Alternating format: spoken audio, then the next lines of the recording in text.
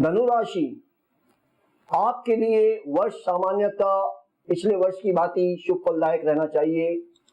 नवंबर माह में शनि के वृश्चिक राशि में आगमन के साथ ही आपको साढ़े साती के प्रभाव में आ जाएंगे। दूसरी ओर जून 2014 से गुरु का कर्क राशि में अष्टम भावत गोचर भी आपके लिए अशुभ फलदायक है। स्वास्थ्य की दृष्टि से यह वर्ष सामान्यतः अनुकूल फलप्रद रहना चाहिए।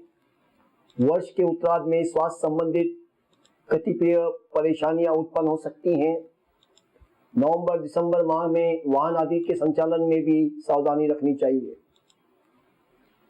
आर्थिक दृष्टि से यह वर्ष मिश्रित फलदायक रहना चाहिए। वर्ष के पूर्वार्ध में आय में वृद्धि के अवसर आएंगे तथा पूर्व में किए गए किसी निवेश से अच्छा लाभ प्राप्त होगा। वर्ष के उत्तरार्ध में आकस्मिक एवं अनावश्यक खर्चों के कारण आर्थिक स्थितियां प्रभावित हो सकती हैं। इसके अतिरिक्त कर्जे में भी वृद्धि हो सकती है। पारिवारिक सुख की दृष्टि से यह वर्ष मिश्रित फलदायक रहना चाहिए। वर्ष के पूर्वार्ध में शुभ एवं मांगलिक कार्य संपन्न होंगे। विवाह योग व्यक्तियों के विवाह की संभावना बनेगी। वहीं संतान प्राप्ति के इच्छुक दंपतियों को भी मनोकामना पूर्ण हो सकती हैं। वर्ष के उत्तरार्ध में गृह क्लेश आदि की स्थितियां उत्पन्न हो सकती हैं। दूसरी ओर किसी परिजन के संबंध में भी चिंता आपको सता सकती है।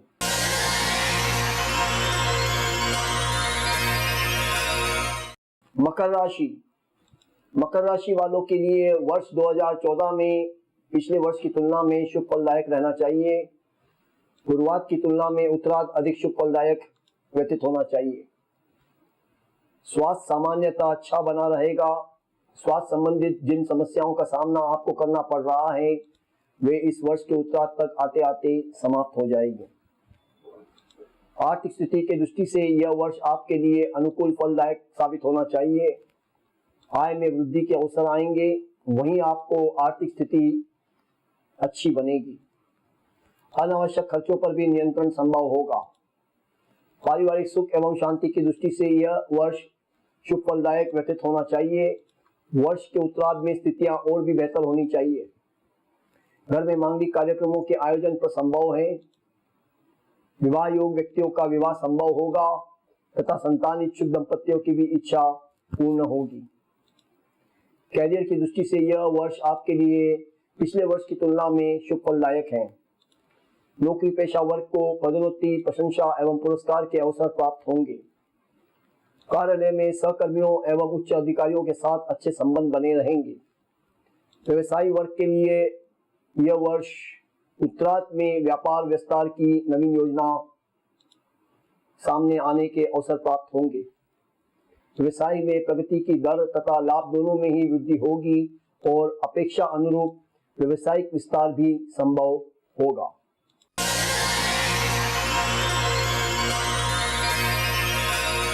कुंभ राशि, कुंभ राशि वालों के लिए यह वर्ष मिश्रित फलदायक रहना चाहिए। वर्ष के उत्तरार्ध की तुलना में पूर्वार्ध अनुकूल फलदायक साबित होगा। स्वास्थ्य सामान्यतः अच्छा बना रहेगा परंतु वर्ष के उत्तरार्ध में आकस्मिक रूप से रोग हो सकते हैं। ऐसे रोग भी परेशान कर सकते हैं जिनका कारण ढूंढने में डॉक्टरों को कठिनाइयों का अनुभव होगा। वाहन आदि के संचालन में भी सावधानी रखनी चाहिए। आर्थिक स्थिति की दृष्टि से यह वर्ष आपके लिए मिश्रित फलदायक साबित होना चाहिए।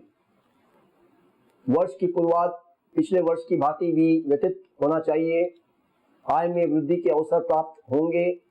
धन निवेश की संभावना अधिक बनी रहेगी।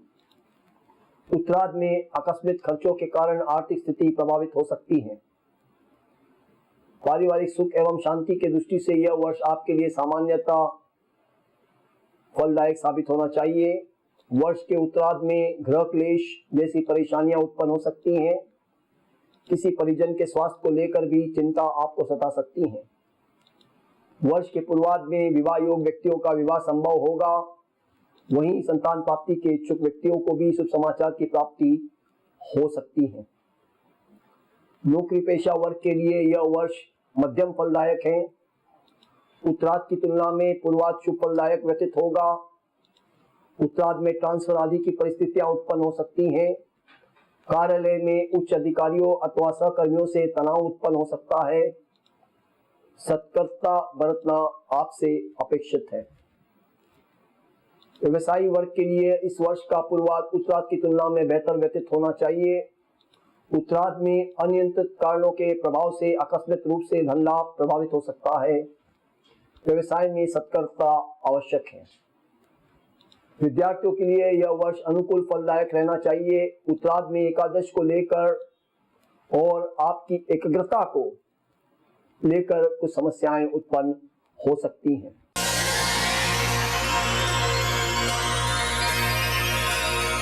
मीन राशि, आर्थिक दृष्टि से यह वर्ष आपके लिए पिछले वर्ष की तुलना में बेहतर व्यतीत होना चाहिए।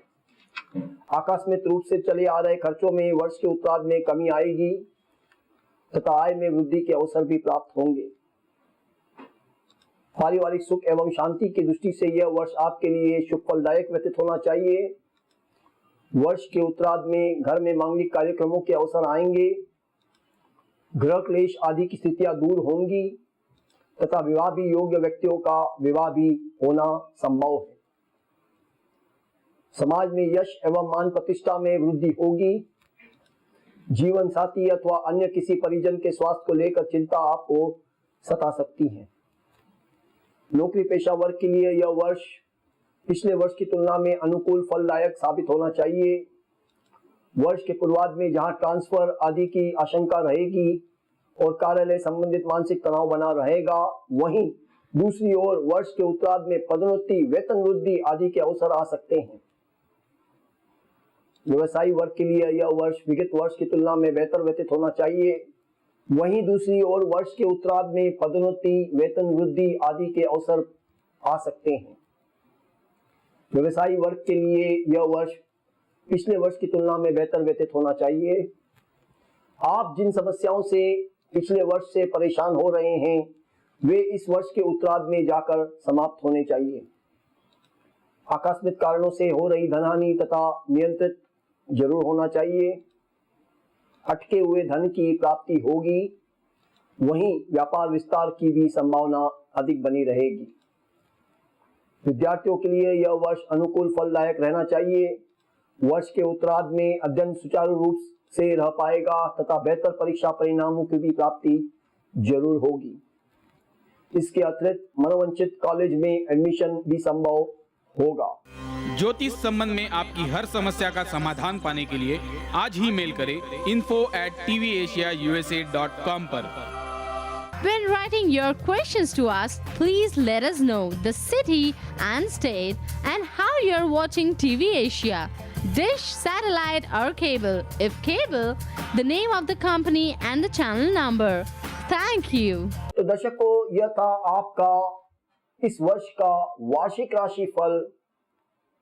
कल फिर मिलेंगे इसी समय, इसी चैनल पर, इसी जगह। तब तक के लिए नमस्कार।